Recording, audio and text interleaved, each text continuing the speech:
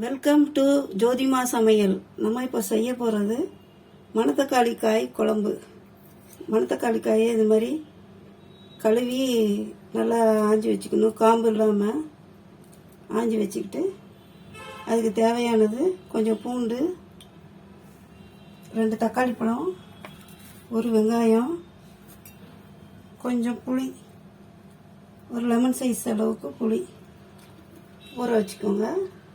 இப்போ நம்ம இதை தாளித்து விடலாம்.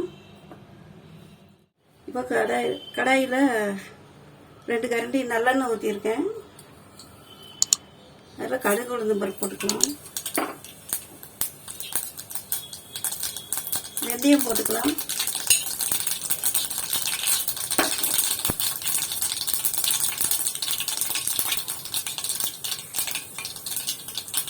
இப்போ வெங்காயம் போட்டுக்கலாம். வெங்காயம் கருவேப்பிலை போட்டுக்கலாம்.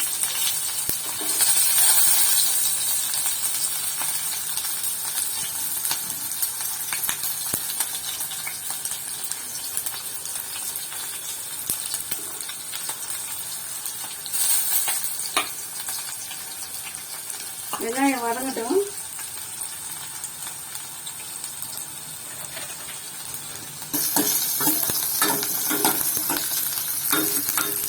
வெங்காயம் கொஞ்சம் வதங்கிடுச்சு. நம்ம இப்போ இந்த மணத்தக்காளி காயை போட்டுக்கலாம்.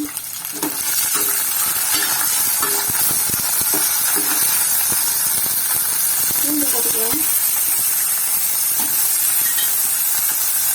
நம்ம இந்த தக்காளியை போய் அரைச்சிட்டு வந்துடலாம்.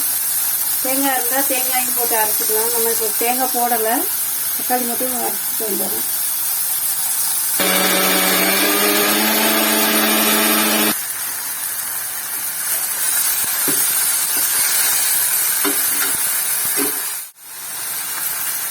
நம்ம தக்காளி சாறை ஊற்றிக்கலாம். அரைச்சிட்டு வந்த தக்காளி சாறு ஊற்றிக்கலாம். தேங்காய் இருந்தால் தேங்காயும் போட்டு அரைச்சிக்கலாம். இல்லை தேங்காய் போடலை, இன்னைக்கு வெறும் தக்காளி சாறு மட்டும் போட்டுருக்கேன்.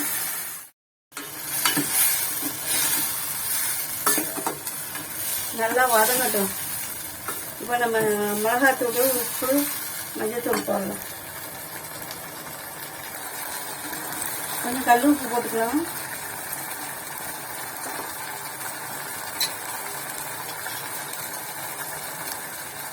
கொஞ்சம் மஞ்சத்தூள் போட்டுக்கலாம்.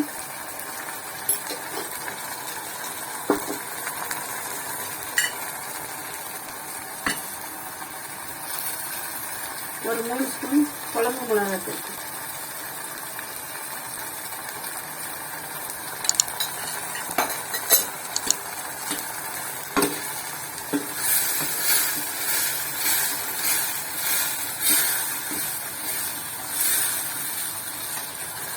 கொஞ்ச நேரம் அப்படியே வதங்கட்டும்.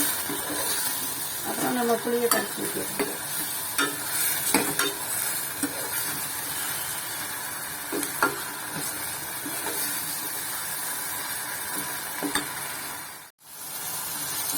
இப்போ நல்லா வதங்கிடுச்சு. இப்போ அந்த கொஞ்சம் தண்ணி ஊற்றிக்கலாம்.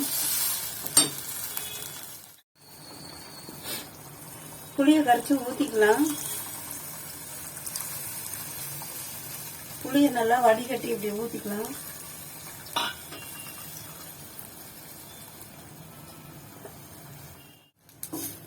குழம்பு சீக்கிரமாக ரெடி ஆகிடும். இந்த காய் சீக்கிரமாக வெந்துடும். நல்லா கரைச்சி விட்டாச்சு, எல்லாம் மசாலா எல்லாம் கரைச்சி விட்டாச்சு. நம்ம இப்போ மூடி வச்சிடலாம். ஒரு 5 நிமிஷம் கழித்து பார்க்கலாம். இப்போ மூடிடலாம். 5 நிமிஷம் கழித்து பார்க்கலாம். A few moments later. இப்போ நம்ம குழம்பு திறந்து பார்க்கலாம், ரெடி ஆயிடுச்சான்னு பாருங்க.